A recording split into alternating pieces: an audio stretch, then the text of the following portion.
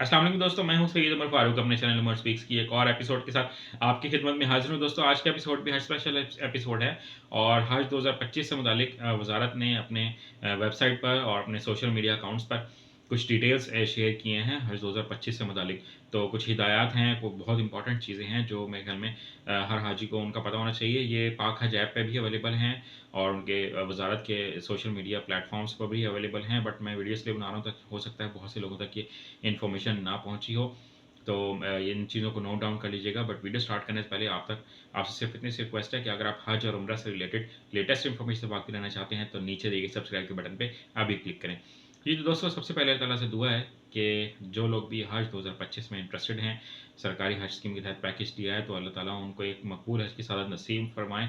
लोग खुशियों के साथ जाएं, खुशियों के साथ वापस आएँ। और जो लोग प्राइवेट हज में भी इंटरेस्टेड हैं तो उनको भी अल्लाह ताला एक मकबूल हज की सादत नसीब फरमाएँ, खुशियों के साथ जाएँ, खुशियों के साथ वापस आएँ। आमीन के साथ वीडियो का आगाज़ कर लेते हैं। तो सबसे पहले मैं आपको ये बताता चलूँ कि वज़ारत ने जो लेटेस्ट हिदायत जारी की हैं वो मेडिसिन से मुतालिक हैं और कुछ हिदायत जारी की हैं उन्होंने तीसरी किस्त से मुतालिक। तो आज की वीडियो इन्हीं दोनों चीज़ों से मुतालिक होगी। तो मेडिसिन से मुतालिक मैं बेतहाशा पहले भी वीडियोज़ बनाता रहा हूँ, पिछले 3-4 सालों से मैं कंसिस्टेंटली ये वीडियोज़ बना रहा हूँ।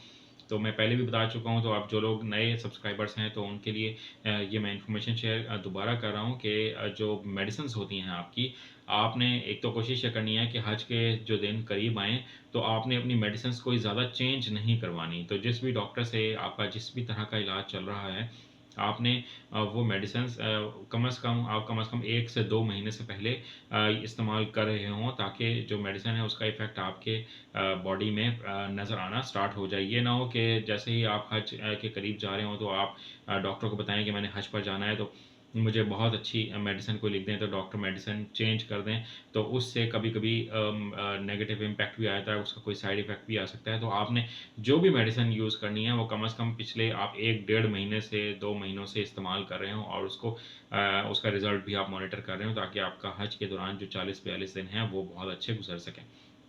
इसी के साथ जिस डॉक्टर से भी आप कोशिश ये करें कि आप किसी सरकारी मुस्तनद हॉस्पिटल से और डॉक्टर से आप प्रेस्क्रिप्शन लें और उनके प्रेस्क्रिप्शन को आपने उनसे अटेस्ट भी करवा लेना है डॉक्टर से, ताकि वो प्रेस्क्रिप्शन आपके पास आपके हैंड कैरी में और आपके बैग में ज़रूर होनी चाहिए, ताकि आपको जब भी ज़रूरत पड़े आपके मोबाइल फ़ोन में भी स्कैन हुई हुई एक कॉपी हो, ताकि जब भी आपको ज़रूरत पड़े तो आप उसको यूज़ कर सकें।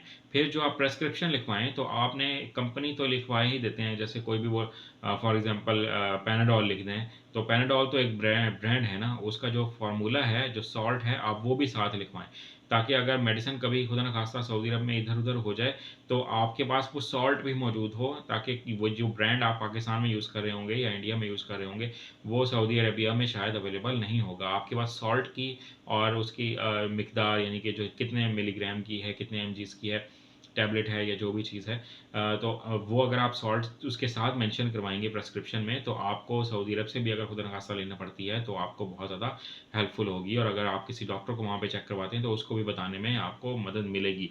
तो ये बहुत बेसिक चीज़ें हैं जो हर इंसान को पता होनी चाहिए। इसी के साथ आपने कम से कम भी मेडिसिन ना अपनी 2 महीने के साथ रखनी है, कि वो मेडिसिन्स जब हाजी कैंप लगेगा तो आप वहाँ पे साथ लेके जाएँगे, तो उसको वो सील्ड पैक कर देंगे, ताकि आपकी वो मेडिसिन ख़राब ना हो। और फिर कुछ मेडिसिन ऐसी होती है जिसको कोल्ड स्टोरेज की ज़रूरत होती है, तो उसको भी आपने उसी तरह से पैक करवाना है। फिर इसी तरह आपने ये जो मेडिसिन्स आपके पास होंगी, वो मेडिसिन्स आपने कुछ अपने पास वैसे भी रखनी है हैंड कैरी में भी, ताकि अगर इमरजेंसी की सूरत में खुदा ना खास्ता अगर ज़रूरत पड़े और बैग अगर ना मिल रहा हो, तो आपके पास वो मेडिसिन उसी वक़्त एयरप्लेन में या रास्ते में आपके पास मौजूद हो, आपका पूरा बैग बड़ा वाला या पैकिंग उसकी ओपन ना करनी पड़े। तो ये तमाम चीज़ें तो बहुत इम्पोर्टेंट हैं, ये आपको अपने पास हर हाल में रखनी है। इसी के साथ वज़ारत ने ये भी कहा है कि आप अगर ब्लड प्रेशर चेक करते हैं या शुगर चेक करते हैं, तो उसकी डिवाइसेस भी अपने साथ रखिएगा, ताकि आपको किसी का मोहताज ना होना पड़े। और कोशिश ये करें कि उनको आपको खुद को चेक करना आता हो, किसी के आपको मोहताज की ना करनी पड़े। तो ये इम्पोर्टेंट चीज़ें थी। इसी के साथ जो हज की जो ये तीसरी किस्त है वो जनाब कल से यानी कि 1 फरवरी से वो स्टार्ट हो जाएगी, तो आपने वो भी जमा करवाना स्टार्ट कर देनी है। तो वो तीसरी किस्त उम्मीद है कि हफ्ता इतवार को ये बैंक्स खुले होंगे, क्योंकि 10 दिन दिए हुए हैं। और अगर आप इस वक्त नहीं जमा करवा सकते तो आप वजारत की जो मेरे डिस्क्रिप्शन में नंबर्स दिए हुए हैं, आप उन नंबर्स पर कॉन्टैक्ट करके, ईमेल एड्रेसेस पे कॉन्टैक्ट करके कुछ आप रिलैक्सेशन अगर ले सकते हो तो वो ज़रूर ले लें। क्योंकि अगर इन 10 दिनों में आपने पेमेंट नहीं की, जो तीसरी किस्त है, थर्ड इंस्टॉलमेंट है, तो आपकी जो पिछली रकम है वो भी ज़ब्त हो जाएगी। तो इस चीज़ से आपने थोड़ा-सा बच के रहना है और इन चीज़ों का थोड़ा-सा ख्याल करना है। आज की वीडियो में इतना ही कहना था। मज़ीद कोई क्वेश्चन हो तो आप कमेंट सेक्शन में मुझसे पूछ सकते हैं। चैनल पर नए हैं तो चैनल को सब्सक्राइब कर लीजिएगा। अपने घरवालों का बहुत ज़्यादा ख्याल रखिएगा। हज पर जाएँ तो मुझे अपनी दुआओं में याद रखिएगा। अल्लाह हाफ़िज़।